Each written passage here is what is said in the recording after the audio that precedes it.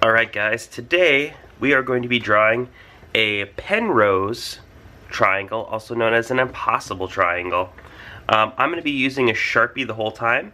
I would like you guys to use pencil first and then go over it in Sharpie later if you'd like. You don't have to go over it in Sharpie. I'm mostly using this just to make it easier for you guys to see in the video. Alright, so we're going to have a triangle here. And the first thing we're going to do is the top part of the triangle, which is a flat line like that. Now we're going to make a line that comes down diagonally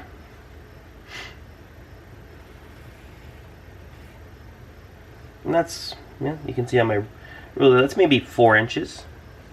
We're going to do a second line. We're going to try and make it that same angle, but we are going to make this line actually longer. So try and keep that same angle, and you can even just slide your ruler across the paper if you want to.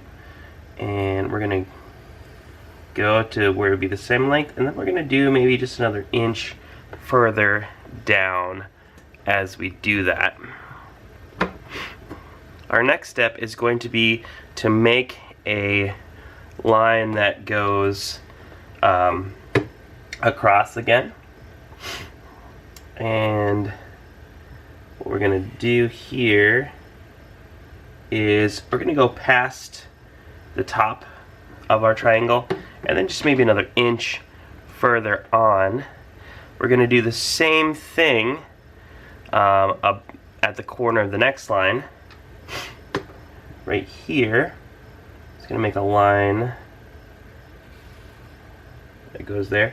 And this line, I want you to be able to see that, just as this line is longer than this line is longer than this line. So essentially we've made like a big, almost like a bubble letter L.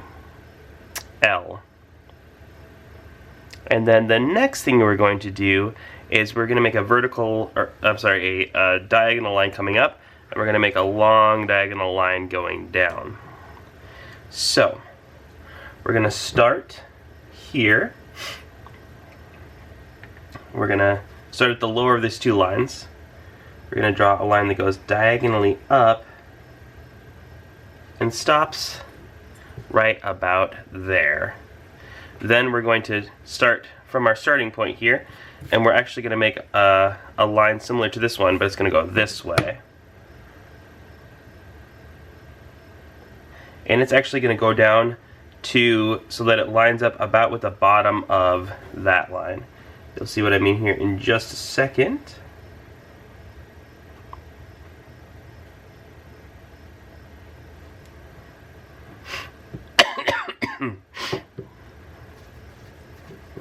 You know, I'm going to make that line actually just a little bit longer. I take it back.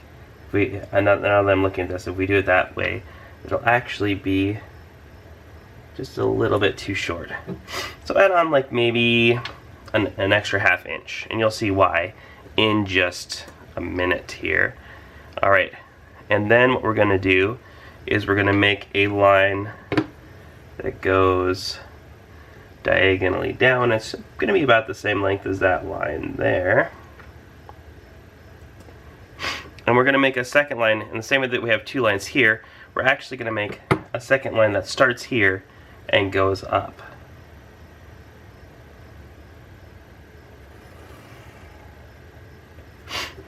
Like that. Hopefully everyone has stayed with me so far. Now we're gonna make a line that connects these two and goes all the way to there.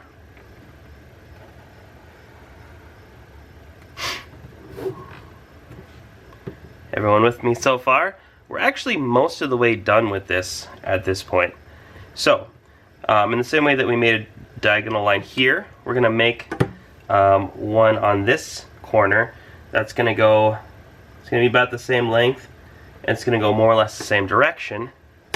And then all we need to do to complete our impossible Penrose Triangle is to connect them.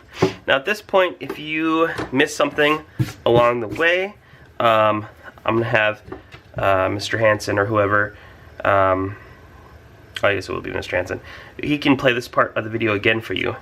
If you did all that correctly, there's one final step, and that's the shading, and the shading will really help to sell this. So, with a pencil, you're going to make a shading that starts here and gets lighter as it goes up. And we want to do it probably to about there. So we want to start pretty dark down here in the corner. Lighter, lighter, lighter, lighter, lighter, lighter. For this, we do want to hold our pencil. If your normal pencil grip is here, you just want to hold it back a little bit, and that just flattens the angle at which you're shading. It'll make this whole process easier. We're going to do that same process on the inside here.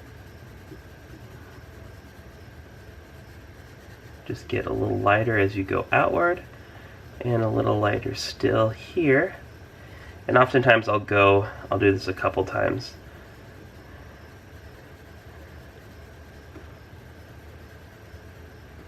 And one more area right here, we're going to do that exact same thing.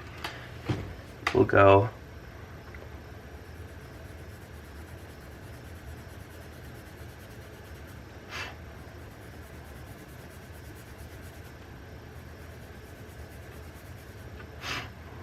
now.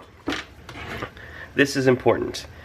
If you want to make this look really good, you can take your finger, or you can put like a tissue or paper towel or something over the end of your finger, and you just want to blend them like this. I happen to have a blending stump, so I can actually even do this slightly more. But this will really help sell the illusion of your thing. And the reason that this works is it's actually it's incorrect perspective. Like, this couldn't exist in real life, which is why we call it an impossible triangle. But with drawing, we can actually sort of fudge the rules a little bit, and we can make it look correct. You can also, if you want to, just add a tiny bit of shading in these three corners as well. Even less than what you did there. Just like a very light pass. Now, if you've gotten this far and you have time left in the class, I want you to try to do this again.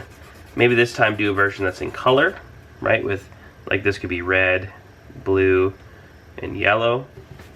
But that is how you draw the Penrose Impossible Triangle. If you did it successfully, awesome, you rock. If you need to go back over and try it again, Mr. Hansen will play this video again, and you can feel free to try it again. If you mess up, I would ask, especially like the further you get into this, if you mess up, also put your name on it and turn it into me. That will at least show me that you are that you worked the whole class, rather than just tried it once and it didn't look very good and you just went, oh wow. The more that you can turn in to me, just shows me that you did a lot of work. Awesome, guys. Well, I hope that this was interesting. I know a lot of people really like these. I think they're a really cool illusion. I tried to draw this in the simplest way I could, so hopefully this worked out well for you guys, and we'll see you another time.